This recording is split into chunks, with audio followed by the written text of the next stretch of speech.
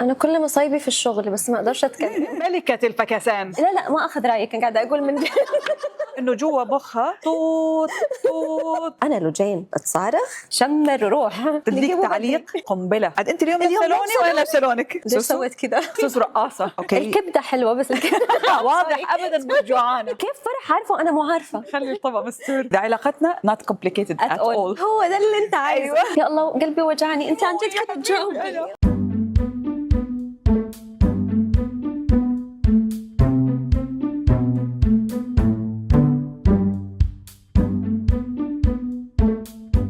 لوجين وأسيل it's not complicated أول مرة.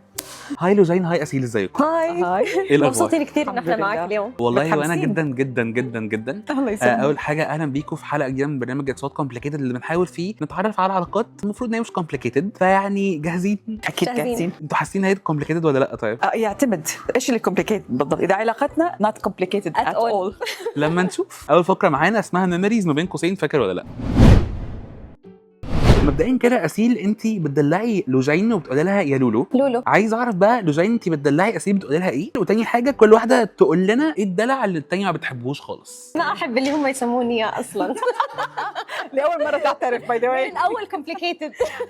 اوكي لحظه، اي واحد فيهم. انا في السوله وفي سوس. لا سوسو. السوله ليش سويت كذا؟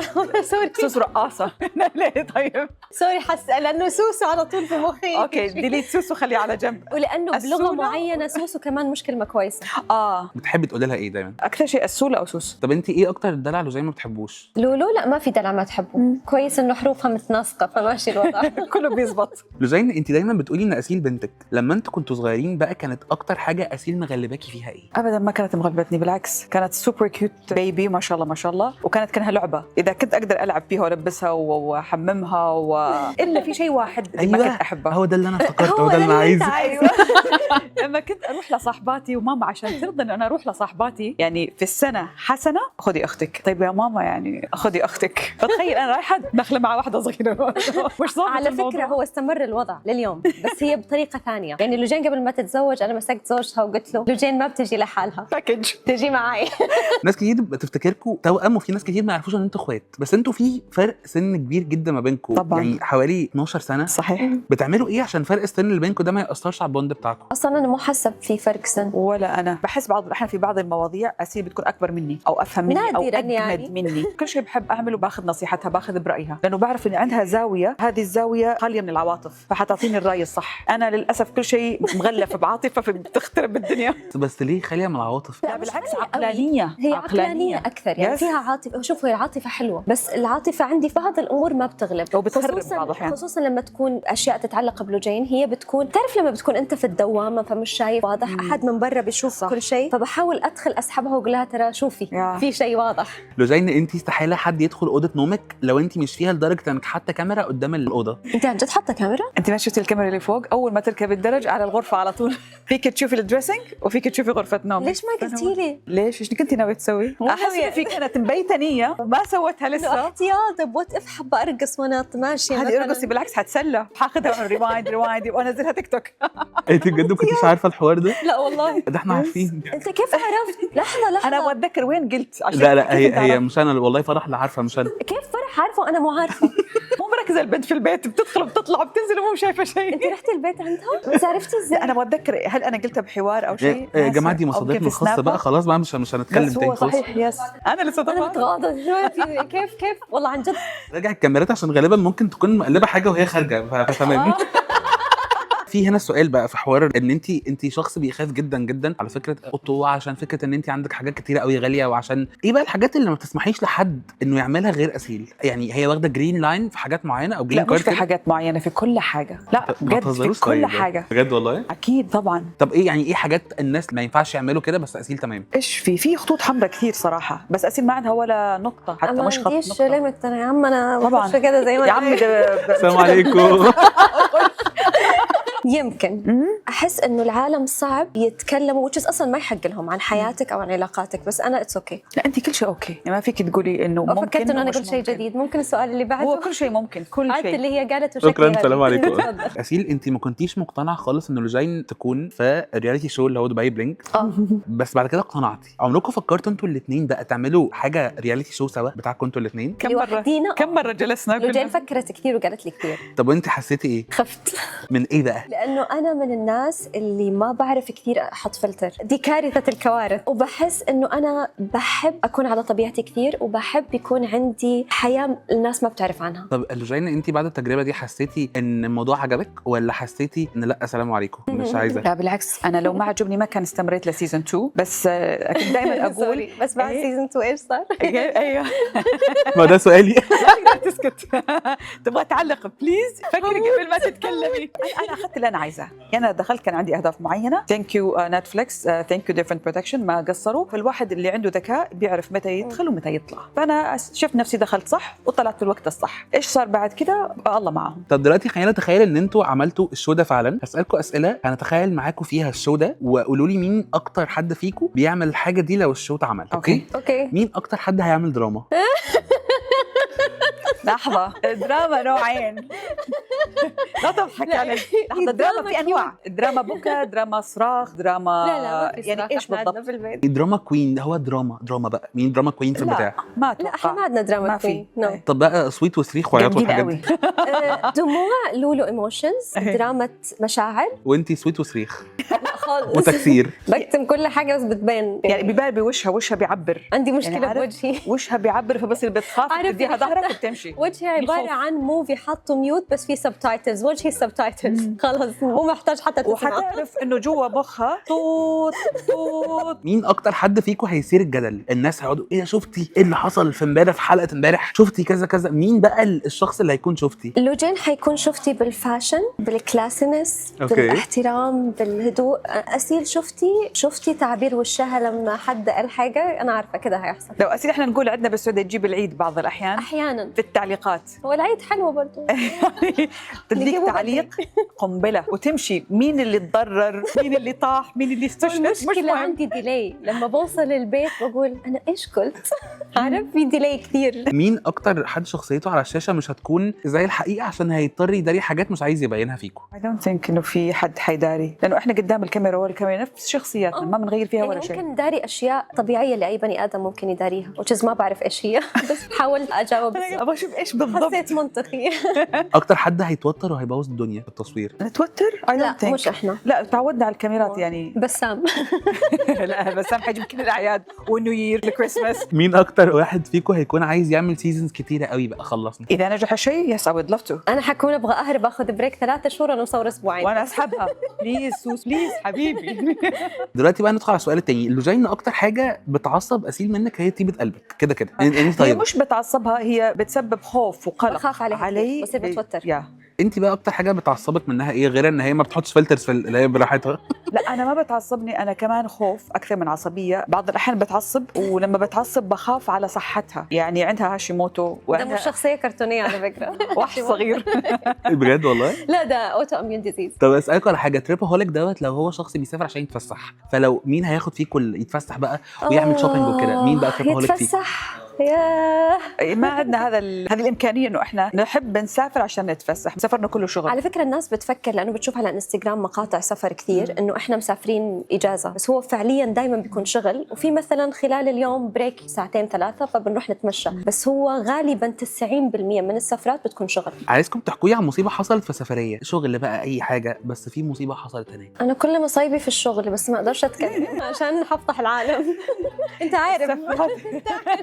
خلي الطبق مستور.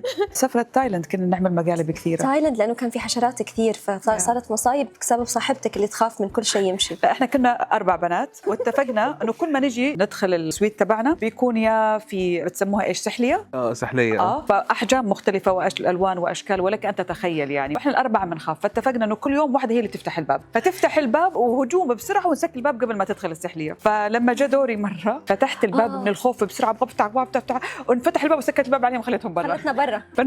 افتحي الباب. اوكي الحين اخاف افتح الباب وتدخل. طيب لا ما هو لازم يدخلوا في النهايه. تذكرت شيء كمان، ليش كل سفراتنا فيها هذه احنا نحب نروح اكثر شيء يا جزر. مرة كنا Far في مكان East. مرة كنا في مكان مربية وفجأة أسمع لجين تصارخ. أنا لجين تصارخ شمر وروح. أنا طالعة من الشاور بركض بالمنشف، فقلت لها إيش في إيش وزغة صغيرة دخلت هنا. هي السحلية الصغيرة داخلة بين يعني كذا الشنطة مفتوحة وبدأت تدخل بين الملابس. تخيل أنا بخاف منها، بس أنا إذا هي خايفة أنا فجأة الخوف بيروح، فبصير أنا اللي لازم سوبر وومن. السليبر طبعا لازم العرق العربي يطلع، عارف. ودورتها وضربتها، اضطريت يعني ايش اسوي كمان، احنا ما حنستضيفها عندنا في الشقه. انا ما بعرف ايش صار، رحت اغير ملابسي شوي على الانستغرام وصلني انت عديمه احساس، انت كيف تقتلي سحليه، انت تعرفي هذه ما اعرف ايه. قلت ايش في، فتحت على حساب لجين منزله اسيل، تعرف لجين اسيل حبيبتي كنت خايفه وقتلت. ليش صراحه كنت مبسوطه، حسيت انا عملت انجاز، عارف شيز ماي سوبر وومن. ودخلوا لي حقوق الحشرات، اكلوني انا بس كنت دفاعا عن ملابسنا. وفي حاجه اسمها حقوق الحشرات دلوقتي مش حيوان؟ مش انا الفتها للاسف صارت اهم من حقوق الانسان باي ذا واي. طبيعي الاخوات بالذات البنات بيتخانقوا كتير، بس ما شاء الله الله اكبر عليكم، يعني احنا عارفين انتوا مش بتتخانقوا خالص الحمد لله. وده اللي انتوا بتقولوه يعني. الله. محتاجين بقى تقولوا لنا الحقيقه وتطلعوا موضوع الكومبليكيتد اللي جواكم. اقول لكم خناقات وقولوا لي حصلت ما بينكم ولا لا. عمركم اتخانقتوا على ان واحده لابسه لبس الثانيه؟ لا بالعكس بنعزم على بعض. لا طب اول لبسه حتى يعني باي ذا واي، يعني اليوم مثلا احنا كنا راجعين من ابو ظبي ويوم طويل، فقلت لها بدل ما تروحي البيت تعالي عندي اجهزي والبسي، وبعدين لا حروح بيتي بنت الحلال البسي من عندي، اعمل ميك اب وشعر مره واحده، البسي من الدولاب ابدا. فبالعكس بنعزم على بعض. طيب اوكي، واحده فيكم نسيت تجيب هدايا الثانيه في عيد ميلادها؟ بنتاخر بس ما بننسى. اي يعني مثلا عيد ميلاد لولو فات لسه ما جبت لانه قاعده امخمخ ابغى شيء هي فعلا تحتاجه، وهي تسوي نفسها ذكيه كل شوي ترسل لي ايش رايك هذه احلى ولا هذه. ما ابغى لولو، ما ابغى اعرف. وتقولي ايش تبغي تصرفي فلوس انت وبس؟ ما ابغى استني اقول لك شيء انا محتاجته. واحده فكست الثانيه عشان تخرج مع صحابها. ملكه الفكسان اذا صح التعبير. انا انت تعملي كده كتير؟ مين؟ ببقى قاعده بالبيجامه بصراحه وبتفرج على فيلم وشود اي جو، باقي ساعه لسه عندي وقت، باقي نص ساعه. اليوم كنت اقول يا رب ما لا تقول لي انا ما بعملش كده ابدا ابدا. ايوه أسيل انت بتقولي انك انت ولجين باكج واحده، وقلتوا ده لسه من شويه، هل ده برضو ينطبق في العلاقات؟ يعني مثلا لو لجين مش موافقه على حد انت مختاراه ممكن تصرفي نظر عنه؟ لا شوف، لجين الطف من انه هي تجي تقول لي بصراحه، هي حتحاول تلمح لي او تخليني اشوف السلبيات، بس لانه انا عمياء فباخذ وقتي. لا بسم الله عليك. الريد فلاجز بشوفهم يلو بعدين بيتحولوا ريد، فاصلا يعني حتى لو قالت لي انا مو شايفه شيء فباخذ وقتي، بعدين بكتشف انه ده كان عندها حق. اوكي بس والله هو نفس العمل موجود عندي، يعني تذكري الا صح ما شاء الله وارثينه. اوكي يا ما قال ورثة يعني الحمد لله. بالك وانت بقول ابدا طبعا بعدين يطلع معاها. احنا لما بنحب انتوا الاثنين في حاجات مشتركه كتير ما بينكم الحمد لله، والناس كلها عارفه ده، بس ايه الحاجات اللي انتوا مختلفين فيها عن بعض خالص؟ الوان. عاد انت اليوم سالوني وانا سالونك. كلنا لما كنا عايشين في البيت مع بعض انا ولجين، غرفه لجين بينك، انا غرفتي زرقاء، سيارتها بينك، سيارتي زرقاء، واليوم لابسين العكس. وفي كريستال في كل مكان. لجين بتجيب كريستال من السوق وبتركبه في كل مكان، فجاه صحن الاكل في كريستال، ملعقه شوكه، ملعقه شوكه في كريستال، كاسه. طالع بقول ليش البيت كله بلينج بلينج، بتحط كريستال في كل مكان. احنا مختلفين في الاذواق. بحب الكريستال، بحب اي شيء بيضوي وبيعكس. بتحب البينك وبتحب كذا فراشات، عرفت. انت مش كده خالص، ذوقنا مختلف شويه. لجين انت مره في انترفيو قلتي انك هتتكلمي عن علاقه اسيل والاكل بس بعد الهوا. محتاجين نعرف بقى بعد الهوا قلتوا ايه. انا دي علاقه انا فخوره بيها جدا على فكره. ايه بقى؟ انا عايز اعرفها. عندي اشياء كثير بس ما في تنقال. اوفى من الاكل على فكره، بس لانه انا جربت وبحب الاكل كثير، وانا بالنسبه لي ما بعرف كيف في ناس بتقول انا باكل عشان بعيش. لا انا بالنسبه لي هي متعه. ولما بسافر مثلا اول شيء بدوره، مثلا لجين اول ما نسافر بتدور اماكن شوبينج، انا بدور اكل عن جد، بدور مطاعم بجرب. بجد والله اي لاف فود. انا بالنسبه لي نعمه حلوه، واللي بيطبخ بني ادم بحطه فوق راسي. اخر سؤال في الفقره دي، لجين انت قلتي انك مؤخرا بقيتي بتسمعي نصايح اسيل، ايه نصيحه كل واحده فيكم بتقولها دايما للثانيه؟ لجين دايما بتقول لي حاسبي لكلامك. عامه فهمنا في الانترفيو ده انت ممكن بتقول لك كده ليه؟ دي امسكي اعصابك، اهدي شويه. فبقول لها حاضر، بس انا بنسى بسرعه. ما شاء الله، شفت يعني يدخل الدرس من هنا يطلع من هنا على طول. لا والله بالعكس، انا باخذ الهدوء عن جد. لا لانه بخاف عليها، عارف، بخاف انه تقول كلمه والكلمه بتكون مثلا مش محسوبه بالضبط، او مش مقصوده، بس في لحظه غضب بتتاخذ ضدها، او اندم عليها بكره ويكون الوقت متاخر. ما اندم عليك. لجين ايه اكتر نصيحه هي بتقولها لك بقى؟ باخذ رايها بالناس، لان عندها وجهه نظر بالناس دائما تكون صحيحه. ما عندي سنسر كذا شغال لحالي، بشوف البني ادم يا السنسر هذا بيشتغل يا هادي. اوكي دلوقتي تاني فقره معانا اسمها بول.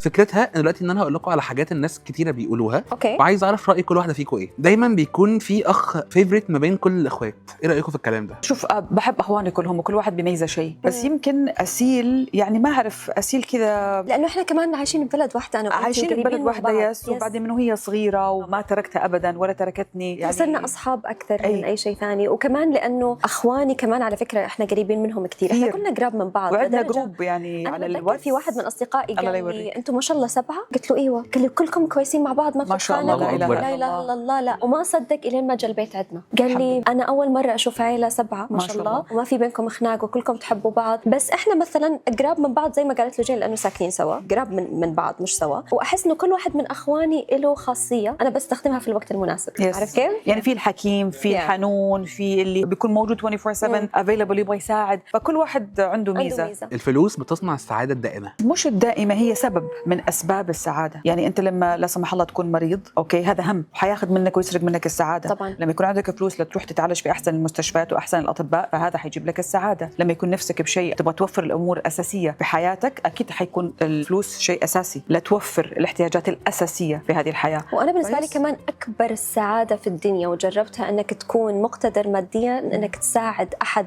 قريب منك لما يكون محتاج.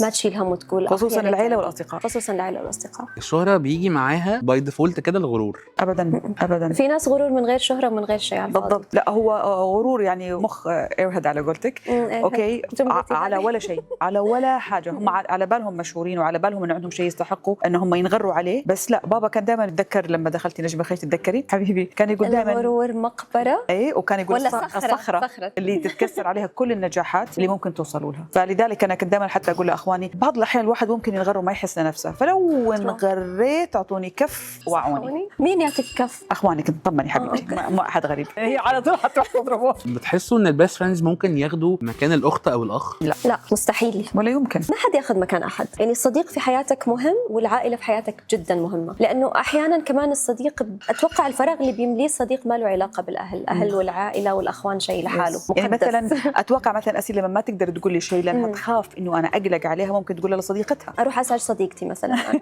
لازم العريس اللي دخل العيله ياخد موافقتهم كلهم مش بس الاب والام؟ لا مش كلهم، انا بس. على حسب اذا له جين ولا احد ثاني يصطفلوا اخواني يعرفوا يختاروا. بس اختي لا، انا بعمل لهم انترفيو على فكره زي كذا بالضبط قبل بجد والله؟ لا اختبارات بس يعني بطريقه غير مباشره اندايركتلي. عاجبك؟ الكذب مش كله وحش، بالذات لو كذب هتساعد اللي قدامي ان هو يعني يتخلص من احراج او كده. لا اتوقع الكذب والله حيكون عامل مساعد، يعني اذا ما حيضر بالعكس حيفيد وحيساعد. بسميها كذبه، ممكن تكون تلطيف، ترقيع بالسعودي، تسليك. كذبه بيضه هم بيقولوا عليها كده. ما احب الكذبه، ما احب كلمه كذبه. لا بس هو لما تخبي اوكي الكبده حلوه بس واضح ابدا مش جوعانه. طبعا اذا انت حتنقذك الكذبه من مصيبه واي نوت، بس اذا ما حد مصيبه اكبر في المستقبل وما حتأذي احد بالعكس. يعني مثلا لما صاحبتي تقول لي ايش رايك فيني سمنانه وهي سمنانه، بقول لها لا مش سمنانه هذه كذبه، بس اعتقد انه انت قبل شهرين كان جسمك احلى ما اعرف ايش صار. هو دائما نقدر نوصل نفس المعلومه بس باسلوب. في اسلوب بتحسه كف وفي اسلوب بتحسه لا يعني حنين على حسب اللي قدامك. يعني في ناس تبغى تضرب بيها وفي ناس الراجل عادي يطلب هديه من حبيبته او صاحبته، هاتي لي كذا. هديه ايش نوع الهديه بس عشان ما هو على حسب بقى اي حاجه هو عايزها. يعني ساعه مثلا مش عارف. يعني انا سوري مع كامل احترامي كمان ايش يعني مثلا يمكن يبغى منبه مثلا حسيت المنبه. انا حاسه على حسب الطلب، يعني ممكن يكون طلب عادي كاجوال، مثلا رايحه السوبر ماركت تجيبي لي بليز معاكي واحد. لا بتكلم هديه يعني هديه اتس اوكي. اذا اخذت كرتو اكيد بجيب له اللي يبغى. شفت برافو عليك. اخر فقره معانا لعبه اسمها انا مش انا.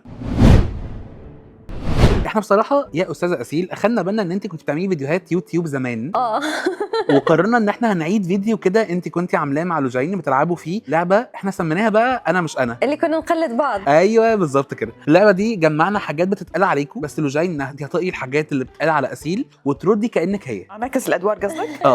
وانت نفس القصه. اوكي هيكون معاكي حاجات اجاوب باسلوب لجين يعني. بالظبط. اوكي الحاجات دي هتتصرف ازاي وهتعمل ايه ولا طيب اوكي. مش بتحب تلبس حاجه غير براندز بس؟ لا بالعكس ابدا، يعني انا من الناس اللي اكرر لبسي، وهذا الشيء يمكن الناس تشوفه في السوشيال ميديا، وبحب البس من اي براند. انا احيانا حتى لما بسافر بشوف لوكال براندز ولا اشياء بسيطه بشتريها، ما بيعني لي البراندز. انا دائما بقول الذوق هو اللي يفرق، كيف تلبق الاشياء على بعض. فالموضوع مش موضوع براندز، الموضوع موضوع ذوق، تلبيق واسلوب. هو في الاخير البني ادم هو اللي بيحلل اللبس ويضيف له، مش البراندز. تسقيفه يا جماعه حلو. والله. برافو. بصراحه منطقي يعني. لجين بقى. أول شيء خلينا نغير الجلسة. عاملة عمليات تجميل كتير قوي. هو أنا حتى إصبعي الصغير عاملة فيه عملية تجميل، ما كان عاجبني، كان زعجني، عملت عملية. قصيته. بغيت أقول شيء ثاني، الحمد لله ما قلت. بتتباهى بالفلوس وعايزة كل الناس تشوف هي غنية قد إيه. يعني أنا دايما أقول إنه المادة هي نعمة من رب العالمين، وأنا تعبت لين ما وصلت للي أنا فيه. وبالعكس أنا ما أتباهى، أنا سعيدة باللي موجود عندي، هي نعمة من النعم اللي الله رزقني إياها. إذا الشخص يشوف إنه هذا تباهي ممكن انعكاس لنقص هو عنده، بس بالعكس أنا دايما فخورة باللي أنا وصلت له. وما بحس إنه موضوع إنه البني آدم يكون سعيد باللي عنده هو تباهي. هو أبدا مش تباهي، هو إنه يحمد ربه ويكون فخور باللي وصل له. خطيره. عايز منك ريتنج ليها كام اوت اوف 10؟ هي حفظتني خلاص. هي خطيره. لا لا لا لا لا لا. مش بتحب تظهر على السوشيال ميديا خالص. والله بحكم شغلي يعني انا اضطر بعض الاحيان اطلع على السوشيال ميديا، اوكي تصوير، بس انا لما مو مضطره طبعا افضل اقعد ببيجامه وبالبيت واحط نتفليكس واشاهد فيلم المفضل وبوب كورن واجيب كل الحلويات اللي انا احبها. انا مو مضطره اجامل احد، وانا حتى لما اطلع اساسا برا بعض الاحيان اضطر البس ماسك انا مبسوطه واجامل العالم وارجع افسخ الماسك وارجع البس بيجامه واقعد على الكنبه. خطيره. بتغير من أختها أسيل. سوري هذا رياكشن من عندي مش من لا طبعا أنا أسيل قطعة من قلبي. أنا أسيل مو بس أختي، أنا أسيل بنتي. كيف أغار منها؟ بالعكس أنا بتمنى لها اللي أحسن من اللي عندي، وبتمنى أشوفها دايما أفضل مني. يا الله قلبي وجعني، أنت عن جد كنت تجاوبي. هي عن جد كنت تجاوب والله من جد. أنا دايما بقول له أحسن مني. لا والله بالعكس. لا ما أخذ رأيك، أنا قاعدة أقول من جد. والله أحسن مني. لا والله انا دائما اقول كل واحد فيه عنده مميزات قلبها مختلفه كبير، ثاني، قلبها وبنكمل كبير. بعض. ما احس انه كيف لما يكون لك نص قلب ونص عقل، يعني هذا النص تبع عقلي ونص قلبي، فبنكمل بعض بالنهايه. وش بتعرف تطبخ خالص؟ يعني مو اني انا ما اعرف اطبخ، انا اذا بغيت اطبخ يعني. حتى اسال لولو مره طبخت لها تتذكري بالكوفيد لما حطيت الدجاج مع كل شيء سويته كان ناقص شيء. لا هذا مو اجابتي بتكون. اوكي سوري. بس انا يعني مطاعم بين مطاعم السعوديه، مطاعم الكويت، مطاعم باريس كلها حفظتها وكلها اعرفها. وبعدين ليش اطبخ اذا انا اقدر اطلب اكل؟ بس يعني اذا اشتهيت اكله ما اروح عند ماما تطبخ لي او لما اروح عند دولو تطبخ لي. بس يعني المطاعم كلهم حافظيني ويعرفوني وما يقصروا معي. احنا انبسطنا قوي والله العظيم معاكم بجد. الحلقه خطيره جدا جدا. على فكره كل مره بعمل معك انترفيو بستمتع جدا جدا جدا والله العظيم دي بصراحة حاجة كبيرة لجين كانت بالنسبة لي. تمدح لي فيك طول الطريق. بجد والله؟ مستحيل اقول لك لا.